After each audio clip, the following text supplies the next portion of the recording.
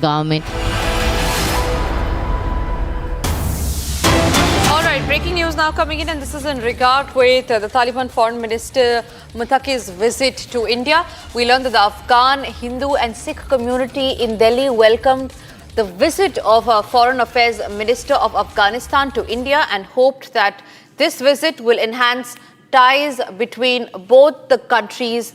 And it informed the minister about the history of Hindus and Sikhs in Afghanistan and their current demographics there. Meanwhile, we also learned that they have also requested the minister to facilitate and government of Afghanistan to assist and invite a joint delegation of prominent Hindus and Sikh leaders from India to Afghanistan for the restoration and maintenance of historical Gurudwaras and mandirs located there. The delegation will be coordinated by the Indian World Forum.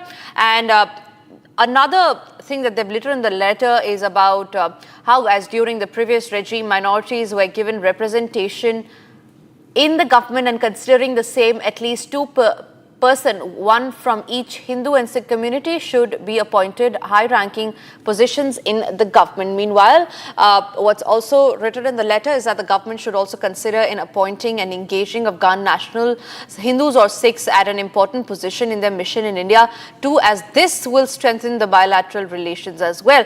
The government will ensure the restoration of property rights and state of minorities which were grabbed during the previous regime. All right, Chandrakala is joining me live from the national capital on that. Chandrakala, this is a very important development as far as India-Afghanistan relationship is concerned. What more details are you picking up? Yes, the Afghan Hindu and Sikh community here in New Delhi has just met the Afghan foreign minister who is on a visit to New Delhi. Well, there are a few points, there are a few demands being put out by this by the Hindu Afghan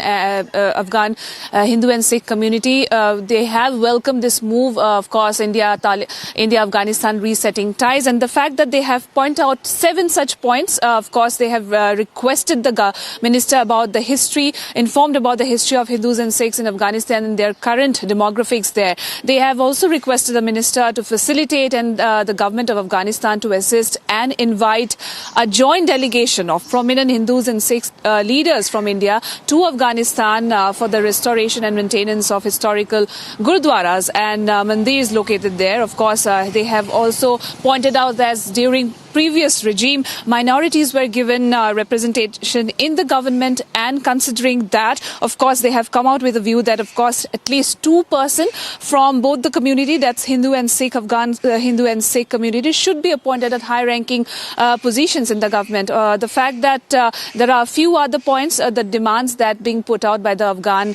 Hindu and Sikh community, they are also saying that the government should also consider in appointing and engaging Afghan national Hindu or Sikhs at an important position in their mission in India too, as this will strengthen the bilateral relations too. The government, they have also requested the government to restore and to ensure restoration of property rights. That's very important, of course, of property rights and estates of state of minorities which were grabbed during the previous regime. So these are the few demands being put out by the Afghan Hindu and Sikh community here in New Delhi, as we know that a lot of such, of course, during when the Taliban took over, we saw how many Afghan Sikhs have migrated to India, and there are already many Afghans who are already staying in India from last 20 years. And apart from the Afghan Sikh and Hindu community, of course, the traders union, the Afghan business leaders who are mostly into dry fruits business have also met the foreign minister here at the embassy. And the important points that were being discussed between all these leaders, of course, business leaders as well as the Sikh and Hindu community. The business leaders basically have requested the Afghan foreign minister to have a word with the Indian government as far as reopening of Wagha border is concerned, and also the Chabar port, as of course business are being facilitated through via those routes, and also facilitate their business for better business of dry fruits. Basically, as we know that Afghanistan is famous for dry fruits, there are a lot of such business leaders, businesses in Delhi. Many business are being set up in Delhi from previous years, many years, as far as dry fruits are concerned. So yes, there were three group of people, of course, the business leaders, the Afghan and Sikh community, of course, from different Gurudwaras which are in Delhi, have also met the foreign ministers. Apart from them, of course, the foreign minister have also met the Afghan students